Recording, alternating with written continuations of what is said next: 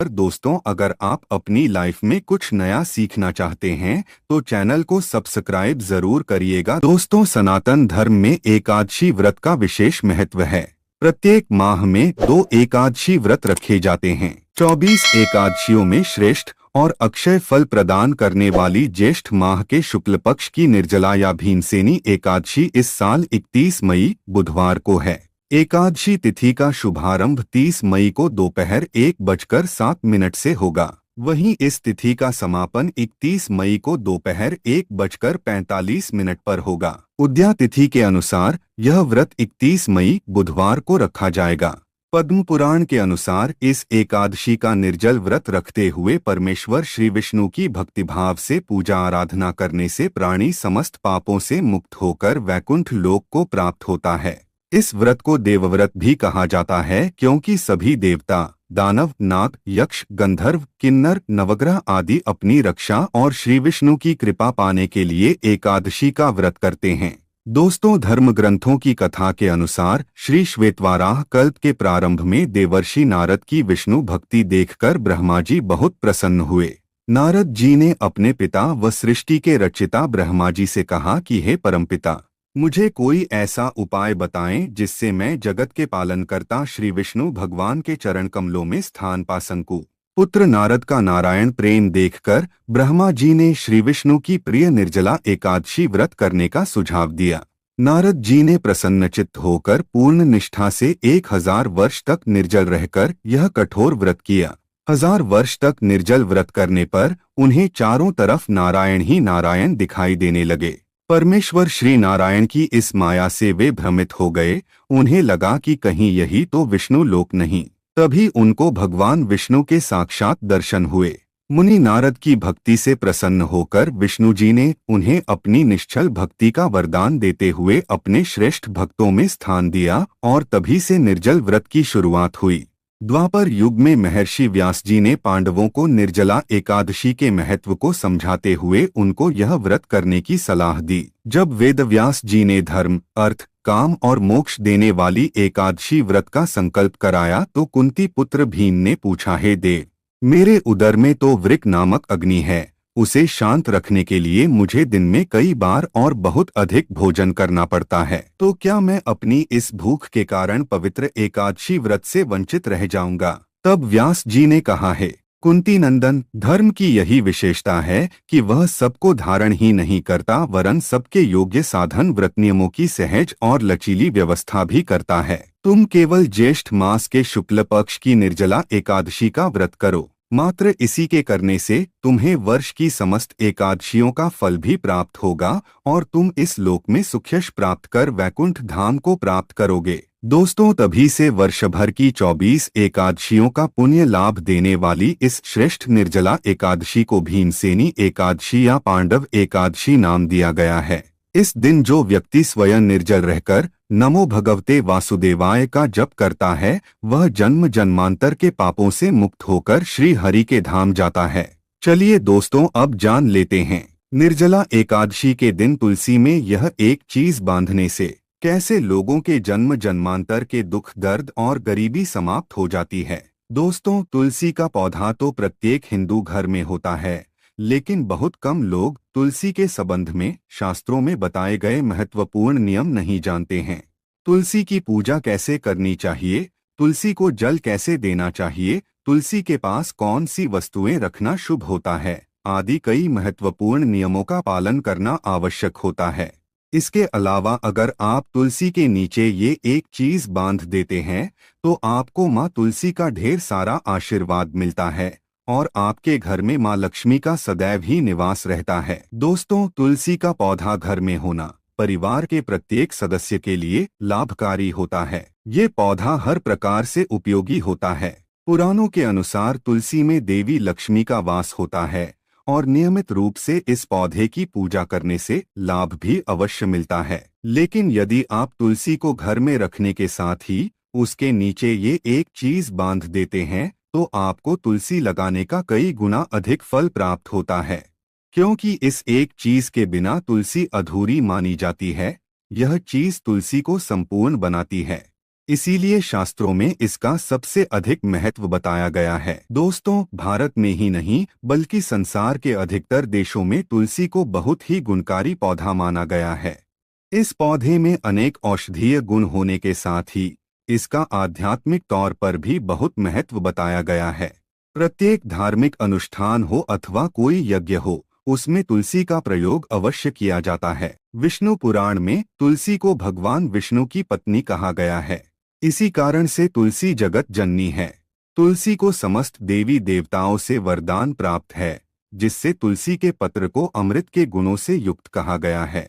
जिस स्थान पर तुलसी का पौधा होता है, उस स्थान पर ब्रह्मा, विष्णु और महेश यानी कि त्रिदेव का निवास होता है। और तुलसी की पूजा करने से सभी पाप उसी प्रकार से नष्ट हो जाते हैं, जैसे सूर्य के उदय होने पर रात्रि का अंधकार नष्ट हो जाता है। शास्त्रों के अनुसार जिन घरों में तुलसी का पौधा सदैव ही हरा भरा रहता है, उस घर में सुख शांति और समृद्धि बनी रहती है। भगवान विष्णु की पूजा में और उन्हें चढ़ाए जाने वाले भोग में तुलसी के पत्र अवश्य होने चाहिए, क्योंकि तुलसी पत्र के बिना भगवान विष्णु किसी भी प्रकार का भोग स्वीकार नहीं करते हैं। इसीलिए प्रत्येक घर में तुलसी का पौधा अवश्य होना चाहिए। अगर आपके घर में तुलसी है तो सुख शांति और समृद्धि के लिए तुलसी माँ को चुनरी अवश्य चढ़ानी चाहिए। अक्सर लोग घर में तुलसी का पौधा तो लगा देते हैं, लेकिन उनसे यह गलती हो जाती है कि वे तुलसी माँ को चुनरी नहीं चढ़ाते हैं, जिसके कारण उन्हें तुलसी लगाने का शुभ फल प्राप्त नहीं हो पाता है। हमेशा ध्यान रहे कि तुलसी का पौधा चुनरी के बिना अधूरा होता है। तुलसी केवल एक पौधा नहीं है, बल्कि वह देवी है, विष्णु पत्नी है, उन्हें हम अपनी माता मानते हैं। इसीलिए तुलसी को चुनरी अवश्य ही चढ़ानी चाहिए। इससे पति पत्नी में प्रेम और विश्वास बढ़ता है। घर में रहने वाली महिलाएं सदा सुहागिन और सौभाग्यशाली रहती है। लेकिन तुलसी को चुनरी चढ़ाते समय आपको यह बात ध्यान में रखनी चाहिए कि आप तुलसी को लाल रंग की चुनरी न चढ़ाएं। लाल रंग का संबंध मंगल ग्रह से होता है और बुध ग्रह तुलसी से संबंधित होता है। मंगल और बुध ग्रह मित्र नहीं हैं। बुध के अनुकूल शुक्र ग्रह और शनि है। इसीलिए तुलसी पर लाल चुनरी कभी नहीं चढ़ानी चाहिए। आप तुलसी पर हरे रंग की, पीले रंग की अथवा नीले रंग की चुनरी चढ़ा सकते हैं। लेकिन कई लोग पुरानी फटी हुई चुनरी तुलसी पर बांध देते हैं। ऐसा करना भी अशुभ होगा। तुलसी पर नई चुनरी ही बांधनी चाहिए। तुलसी पर चुनरी बांधने के लिए एकादशी का दिन सर्वोत्तम होता है। आप किसी भी एकादशी के दिन नई चुनरी लाकर उसे तुलसी के पौधे में बांध दे। इसके आपको कई गुना अधिक लाभ प्राप्त होंगे। तुलसी को बिना चुनरी के कभी ना रखे। अगर चुनरी पुरानी हो जाए तो चुनरी को एकादशी के दिन ही बदलना चाहिए। दोस्तों, तुलसी का विवाह भी अवश्य करना चाहिए। इससे मनुष्य के सभी दुखों का अंत होता है और सांसारिक जीवन सुखमय बीतता है। दोस्तों, कुछ लोग जाने अनजाने में तुलसी के पास ऐसी चीजें रख देते हैं जिससे तुलसी का अपमान होता है। तुलसी का पौधा बहुत ही संवेदनशील होता है। इसकी अच्छी तरह से देखभाल करनी पड़ती है, तभी इसके शुभ फल प्राप्त होते हैं। इसीलिए तुलसी के पौधे के पास आपको अपने मुख से अपशब्द नहीं बोलने चाहिए। तुलसी के पास भूल से भी जूते चप्पल अथवा झाड़ू पोंछा नहीं रखना चाहिए। इसे पाप माना गया है। जहाँ पर तुलसी का पौधा हो, उस स्थान के आसपास थूकने से घोर अनर्थ होता है। तुलसी के पास जल से भरा हुआ पात्र भी नहीं रखना चाहिए। तुलसी के पौधे के पास दीपक जलाने के बाद दीपक को वहां से हटा देना चाहिए, क्योंकि तुलसी के नीचे बुझा हुआ दीपक रखना अशुभ माना जाता है। जिस स्थान पर भी तुलसी का पौधा होता है, उस स्थान को हमेशा ही स्वच्छ रखना चाहिए। इसीलिए नियमित रूप से तुलसी के पौधे का पास साफ सफाई का ध्यान रखें। तुलसी के पौधे में शिवलिंग और गणेश जी की प्रतिमा नहीं रखनी चाहिए। साथ ही तुलसी के गमले में अन्य किसी भी प्रकार का पौधा भी लगाना अशुभ होता है। तुलसी के पौधे के पास कपड़े भी नहीं सुखाने चाहिए, अन्यथा कपड़ों से गंदा पानी तुलसी के पौधे पर गिर सकता है। ध्यान रहे, तुलसी के पौधे को नाखून से नहीं तोड़ना चाहिए, इससे तुलसी का अपमान होता है। यदि तुलसी के पत्ते सूख कर गिर जाते हैं तो उन्हें कचरे में नहीं फेंकना चाहिए। उन पत्तों को आप तुलसी की मिट्टी में ही दबा दे।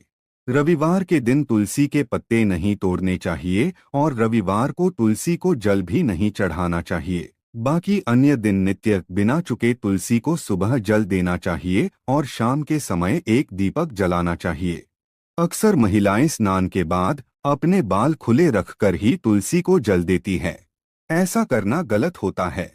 महिलाओं को हमेशा ही अपने बाल बांधकर माथे पर सिंदूर लगाकर ही तुलसी में जल देना चाहिए। इससे तुलसी का आशीर्वाद प्राप्त होता है। घर में तुलसी का पौधा लगाते समय ध्यान रहे कि आप इसके लिए गंदी मिट्टी का उपयोग न करें। तुलसी के पौधे के लिए शमशान की अथवा गंदगी वाले स्थान की मिट्टी का कभी उपयोग नहीं करना चाहिए। इससे तुलसी मां रूठ जाती है और सूखने लगती है। तुलसी का पौधा कभी गंदे स्थान पर नहीं लगाना चाहिए, जैसे नाली अथवा बाथरूम के पास तुलसी का पौधा कभी नहीं रखना चाहिए, अन्यथा गंदा पानी तुलसी के पौधे में गिर सकता है, जो बहुत ही अशुभ माना गया है। घर में तुलसी का पौधा कभी सूखना नहीं चाहिए। शास्त्रों में ऐसी मान्यता है कि तुलसी का पौधा सूखना अकाल मृत्यु की सूचना देता है। घर में तुलसी का पौधा सूख जाए तो घर की सुख समृद्धि खत्म हो जाती है। सूखी हुई तुलसी में मां लक्ष्मी का वास नहीं होता है। वास्तुशास्त्र के अनुसार तुलसी का पौधा सूख जाए तो ये आने वाली किसी विपत्ति या दुर्घटना का संकेत होता है। इसीलिए तुलसी का अच्छे से ख्याल रखना चाहिए, उसे नित्य जल देकर हरा भरा रखना चाहिए। तुलसी में कभी भी किसी प्रकार के केमिकल नहीं डालने चाहिए, केवल खाद्य पदार्थ और गोबर का प्रयोग करना चाहिए। साथ ही इस बात का ख्याल रखें कि तुलसी में मकड़ी के जाले अथवा कीड़े नहीं लगने चाहिए। ऐसे स्थान पर लक्ष्मी वास नहीं करती है। शास्त्रों के अनुसार मासिक धर्म के दौरान महिलाओं को तुलसी के पौधे में पानी नहीं डालना चाहिए और तुलसी को स्पर्श करना भी वर्जित है। तुलसी को बिना स्नान किए जल नहीं देना चाहिए और पैरों में चप्पल आदि पहनकर भी तुलसी को जल न दे। तुलसी को जल देते समय ध्यान रहे कि वह जल आपके पैरों पर ना पड़े, इससे तुलसी का अपमान होता है। श्री कृष्ण कहते हैं, नित्य तुलसी के दर्शन से मनुष्य को स्वर्ग की प्राप्ति होती है और तुलसी पत्र के सेवन से उसके सभी पाप नष्ट हो जाते हैं। तुलसी का पौधा हमेशा ही घर के सामने लगाना चाहिए। इसे पूर्व अथवा उत्तर दिशा में लगाना सबसे अधिक शुभ होता है। अगर तुलसी के गमले में दूसरे पौधे उग जाते हैं तो उन्हें समय समय पर हटा देना चाहिए। अगर तुलसी के ही अन्य पौधे उगते हैं तो ये पौधे दूसरों को दान में देने चाहिए। कहा जाता है कि जब घर में एक से अधिक तुलसी के पौधे अपने आप उगने लगते हैं तो घर में साक्षात माता लक्ष्मी का आगमन होता है। तुलसी के पास कभी कांटेदार पौधे नहीं रखने चाहिए, इससे तुलसी मां रूठ जाती है। तुलसी के पास मरुस्थलीय पौधे रखना बेहद अशुभ माना जाता है। ऐसे पौधों से नकारात्मक ऊर्जा निकलती है। शास्त्रों में कहा गया है, जिन पौधों से हरी भरी कलियों की उत्पत्ति ना हो, उसके स्थान पर कांटे निकलते हो, तो ऐसे पौधों को तुलसी के पास कभी रखना नहीं चाहिए, बल्कि मरुस्थलीय पौधे घर में किसी भी स्थान पर रखने ही नहीं चाहिए। इन पौधों के कारण घर का वातावरण नकारात्मक बन जाता है। जैसे कई लोग नागफनी का पौधा सजावट के नाम पर घर में रखते हैं। ऐसा करना बिल्कुल गलत है। नागफनी का पौधा तो गलती से भी तुलसी के पास ना रखे। यह तुलसी की संपूर्ण सकारात्मक ऊर्जा को नष्ट कर देता है। लेकिन शास्त्रों में केले के पौधे का विशेष महत्व बताया गया है। अगर आप तुलसी के पास केले का पेड़ लगा देते हैं तो आपको कई गुना अधिक लाभ प्राप्त होंगे। केले के पेड़ में भगवान विष्णु का वास होता है। इसे तुलसी के पास लगाने से घर में सुख समृद्धि आती है। साथ ही जिस स्थान पर भगवान विष्णु का वास होता है वहां पर लक्ष्मी खुद चलकर आती है। दोस्तों, अगर आपको तुलसी के पौधे में शालिग्राम भी अवश्य रखना चाहिए। तुलसी के गमले में शालिग्राम रखने से तुलसी का और भी अधिक शुभ प्रभाव आपको देखने को मिलेगा। शालिग्राम भगवान विष्णु का निराकार रूप माना जाता है। यह काले रंग का पत्थर होता है जिसे विलक्षण और मूल्यवान माना गया है। इसे अगर आप तुलसी के गमले में रखेंगे तो आपके घर से संपूर्ण नकारात्मक ऊर्जा नष्ट हो जाएगी। मान्यता है कि शालिग्राम में अल्प मात्रा में सुवर्ण भी होता है। ये पत्थर उत्तर की गंडकी नदी में पाए जाते हैं। इसीलिए अगर आप शालिग्राम तुलसी के पौधे में रखते हैं तो भगवान विष्णु के साथ आपको मां लक्ष्मी की भी कृपा प्राप्त होगी। आपके घर में कभी धन धान्य की कमी नहीं रहेगी। पुराणों के अनुसार जिस घर में शालिग्राम होता है वह घर तीर्थों के समान श्रेष्ठ होता है। नित्य शालिग्राम के दर्शन और पूजन से सभी प्रकार के भौतिक सुखों की प्राप्ति होती है। यह स्वयंभू होने के कारण इसकी प्राण प्रतिष्ठा करने की आवश्यकता नहीं होती। इसे अगर तुलसी के पास रखकर इसकी पूजा रोज की जाती है तो व्यक्ति को धन संबंधी कोई समस्या नहीं आती है। विष्णु पुराण के अनुसार मृत्यु के समय शालिग्राम के चरण अमृत का जल सभी पापों से मुक्ति दिलाता है। वह मृत्यु के पश्चात वैकुंठ चला जाता है। यह चरण अमृत औषधि के समान है, जो इसका सेवन करता है उसे मोक्ष मिल जाता है। कुछ लोग चरण अमृत लेकर अपने सिर पर हाथ फेर देते हैं, बल्कि शास्त्रों में ऐसा करने का उल्लेख नहीं किया गया है। चरण अमृत हमेशा दाएं हाथ से श्रद्धा भाव से ग्रहण करना चाहिए, लेकिन शालिग्राम घर में लाते समय ध्यान रहे कि वह असली हो। आजकल कई प्रकार के शालिग्राम मार्केट में मिलते हैं, जिनकी पूजा करने का कोई फल प्राप्त नहीं होता है। घर में केवल एक ही शालिग्राम की पूजा करनी चाहिए। पुराणों में कहा गया है, भगवान विष्णु की मूर्ति से कई ज्यादा उत्तम होता है शालिग्राम की पूजा करना। शालिग्राम को चंदन लगाकर उस पर एक तुलसी का पत्ता रखना चाहिए। प्रतिदिन शालिग्राम को पंचामृत से स्नान कराना चाहिए। ऐसा करने से सभी जन्मों के पाप नष्ट होते हैं। शालिग्राम सकारात्मकता और सात्विकता का प्रतीक होता है। अंतिम महत्वपूर्ण बात आपको बता दे कि तुलसी का पौधा कभी लालच में आकर नहीं लगाना चाहिए। तुलसी का पौधा लगाएं तो उसकी नित्य पूजा करना आवश्यक है। अगर आप इन नियमों का पालन नहीं कर सकते हैं तो तुलसी का पौधा घर में लगाकर तुलसी माँ का अपमान भूल से भी ना करें। इससे आपको विपरीत परिणाम भोगने पड़ सकते हैं। तो दोस्तों, इस प्रकार से आप भी तुलसी के गमले में ये चीजें अवश्य रखें और सच्ची श्रद्धा से तुलसी के पौधे की देखभाल करें। माँ लक्ष्मी आपके जीवन में खुशियाँ और धन संपत्ति लेकर आएंगी। दोस्तों, उम्मीद करते हैं आज की जानकारी आपको पसंद आई होगी। अगर पसंद आई हो तो वीडियो को लाइक करके चैनल को सब्सक्राइब करके बाजू में बेल आइकन को जरूर दबाएं। मिलते हैं अगले वीडियो में। धन्यवाद।